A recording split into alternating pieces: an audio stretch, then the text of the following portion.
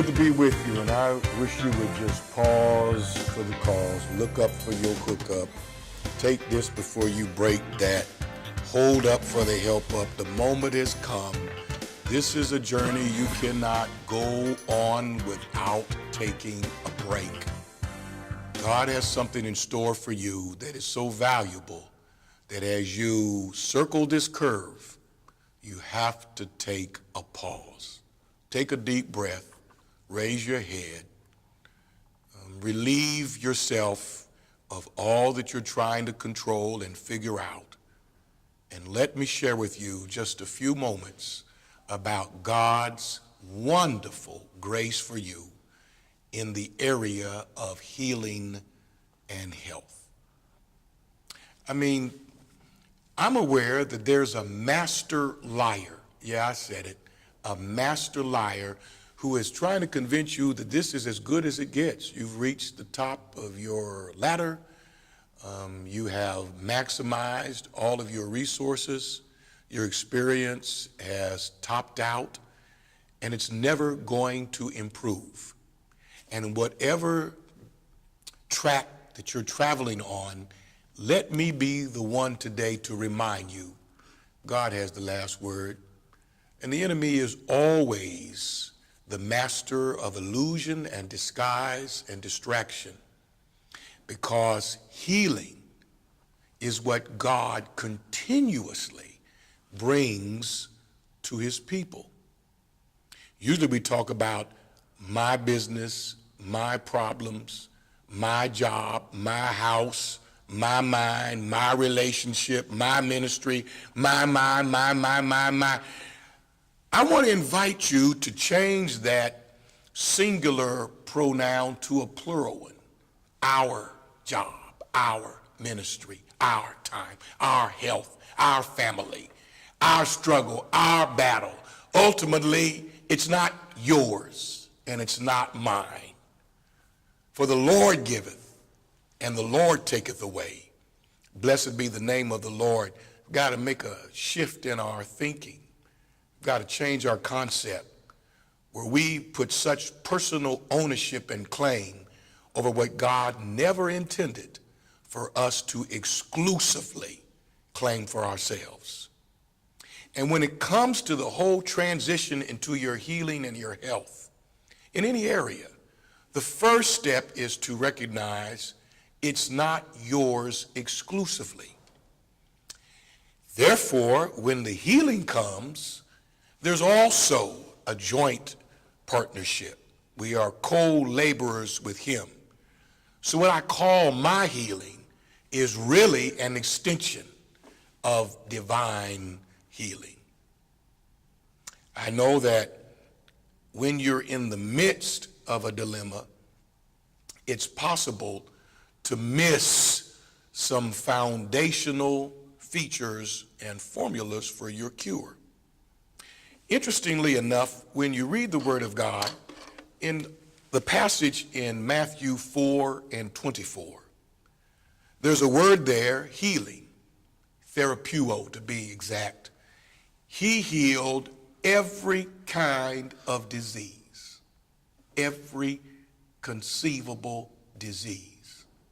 There's not a disease that is beyond healing. Now, how that healing comes, we'll talk about that at another time.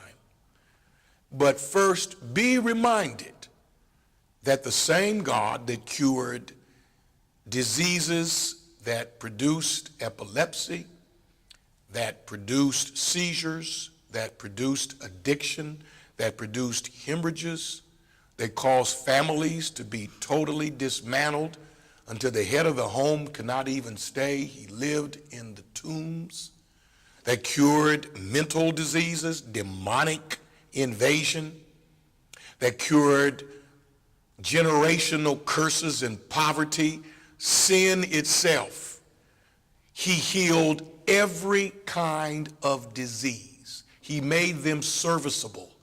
He served them until they could resume what they were called to do.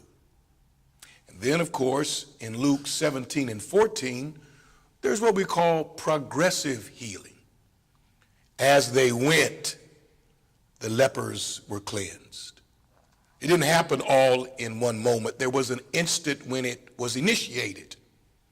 But many experiences of healing are lost because we insist that they fit into our prescribed time frame.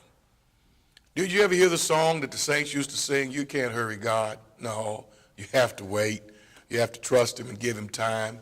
No matter how long it takes, he's a God that you can't hurry, but he will be there. Don't worry.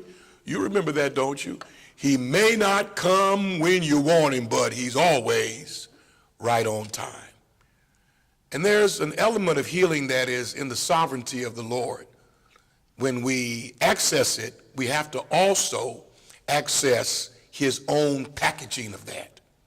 In other words, you may already be on the road to your full restoration, but God often does that progressively. Maybe your mind is being restored. You don't have to remain in that state of chaos and confusion or distraction. Your soul does not have to remain dry and parched. Life for you does not have to remain the same, but be aware that God is not only concerned about our destination of perfection, but he's equally concerned about our journey of progress. You've come a long way, but you yet have a long way to go. Whether it's the diversity of conditions that need to be restored, or whether it is the process that you must adjust, ultimately it's in the hands of God. I spoke to someone recently who was suffering with a recurring addiction, an addiction to a drug known as cocaine, just a few days ago in our city. And the brother said that every time I think I've got it whipped, there's a disappointing, agonizing relapse. Of course, I suggested to him what I'm pronouncing to you. You can even be healed from relapses. What usually happens is people like him, people like me, people like you, we always think it's got to be our way. But the beginning of your healing, whether it's an addiction or any other kind of disease, is to understand we submit to the authority of God with the confidence it brings results. That's the last word that I want to leave with you today, that healing is not only for every disease, the whole spectrum. It's not only frequently a process, but also healing is for purpose. I don't plan to live to be 120 years old, but between the time that I'm living and my life is over, I expect healing to occur continuously, because healing is about purpose. And when the lepers were cleansed, they returned to resume their role as the provider and the leader and the priest of their home. And whenever God will bring healing into your life, you should connect that with the purpose that he has for you. For we know that all things work together for the good of those that love the Lord, to those that are the called according to his purpose. God has a purpose for you being well. God has a purpose for you getting your weight where it ought to be. God has a purpose for you not having these fits of anxiety and depression and grief and fear. God has a purpose for your health being what it was designed to be. God has a purpose for your ministry to thrive again. And when you believe God for his healing power, that's also your time to trust him for his healing purpose. It's been a joy to share with you just for these few moments today.